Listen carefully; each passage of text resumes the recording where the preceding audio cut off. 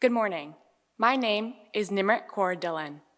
It's a privilege to be standing here today delivering my Senior 2 chapel speech. I, like you, have feelings. I, like you, want to be heard. I, like you, want to be understood. This is not just common to me and you. I think it's common to everyone. We spend time with family and friends because we feel supported, loved, and we can let our guard down and just be ourselves. I think when we have a connection with someone, we want to feel what they're feeling. Happy, sad, excited, anxious, or even scared. And this is empathy, the theme of my chapel speech today. An important topic in a time where we face day-to-day uncertainty, making empathy harder and harder to develop because it's a learned process. But maybe this is the cyclic lesson we all need to think about. Though showing empathy is more difficult with the barriers we face, it's more important now than ever that we connect with people at a level of feelings and not just, hey, how are you doing? Because it's getting easier and easier to hide behind a veil or a mask. Literally, I know, I do it all the time. I'm speaking to some of you today in person at the chapel, but most of you are online. That connection of personal communication fades through the wires and cameras.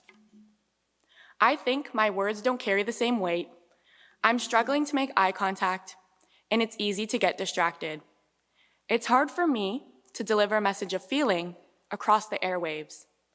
But in that, it may be also hard for you to see, through my words, that there are times I really struggle. Times I could use your help. In fact, I need your help. But how do I tell you that in the cyberspace mode of communication? I sometimes reflect on the world of technology, how it's taken our everyday interactions and digitized them via texts, emails, and tweets.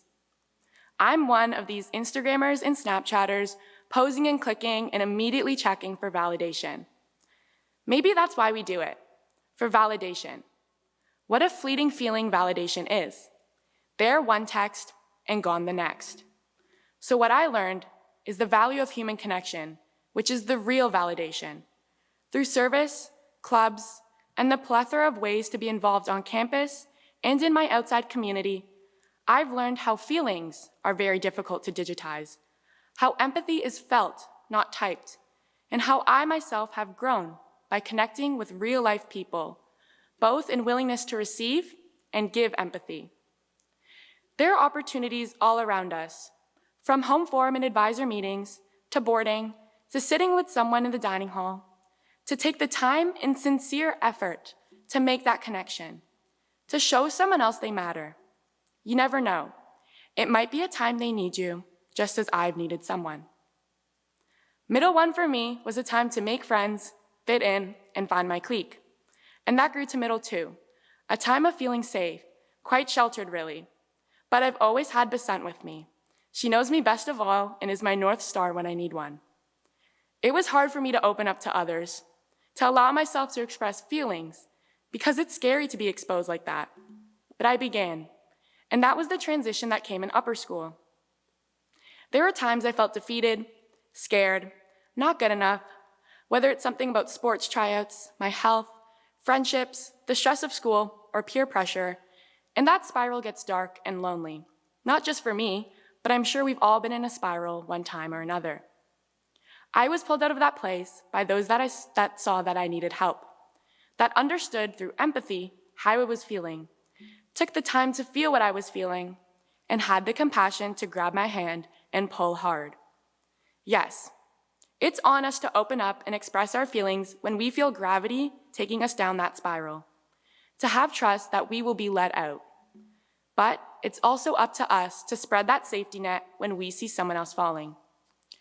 I'm thankful for having talks with my mom and dad, with my brothers Himad and Jode and my sister Besant, and with friends and family that have empathized and alleviated my feelings of despair. And on the reverse, when I talk to a friend who I see struggling, I've learned to empathize. It's something you develop. It's to respect their truth, hold back judgment or advice, and it's different from sympathy, which I'm going to circle back to. Though I may not be battling the same fight right at that moment, whether it's being passed up on a leadership spot or not making a sports team or even report card woes. I certainly know how it feels. We all do. And that's empathy, to connect with a person and exchange understanding through feelings. So take notice of what's happening with the people around you. Take the time to check in, because when you know someone well enough, you know when something's off.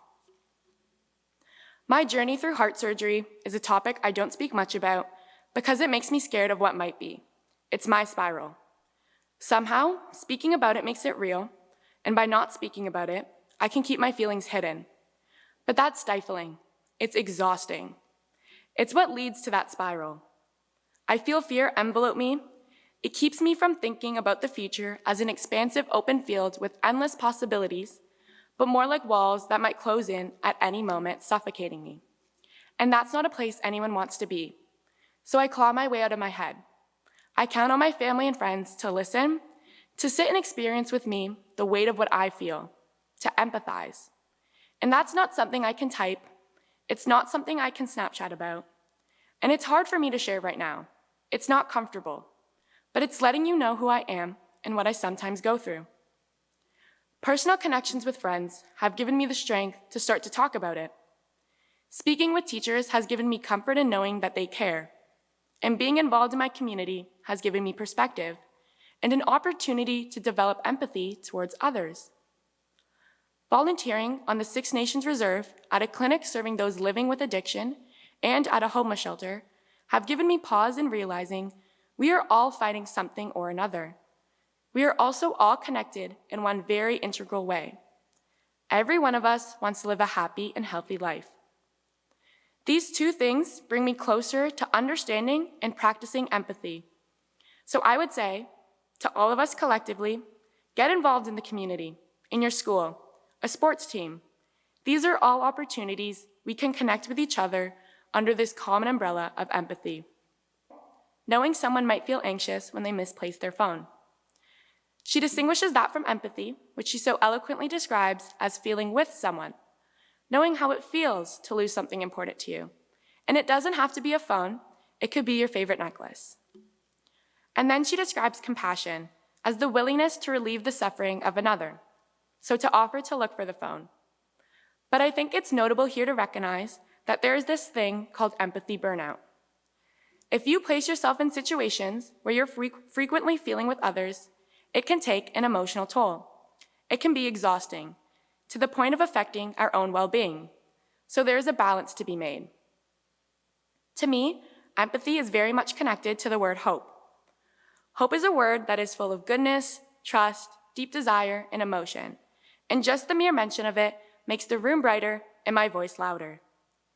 To me, the idea of hope is closely tied to the tender moments of opening my heart.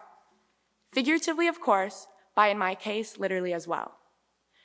I think to show empathy is to give hope. My time at Appleby has given me hope when I needed it. I've been able to share my hope with others, and I hope that I've given hope. But what I've learned most about hope is how it inherently lives within all of us, and how we all want to feel it, just like how we all want to feel happy. I learned this by taking the time to connect with one another to express our feelings. Read the words written on our faces that aren't necessarily spoken or written in a text. Hold space for even silence to exist. We perpetuate hope in one another. It's a feeling like no other. I imagine hope living in the deep parts of our hearts, sitting there aglow, with a string attaching your hope to mine and mine to Basant's and hers to Dr. I's. That thread of hope for me has a name, and it's called empathy. And that's the core of what empathy is. It gives hope to someone that might need to share a painful experience, and it gives light to someone who may be in a spiral. Though a bit harder with social distancing, there are opportunities to make that thread connect with another. Perhaps the person that sits close on the bus, the new student in the home form, or a neighbor.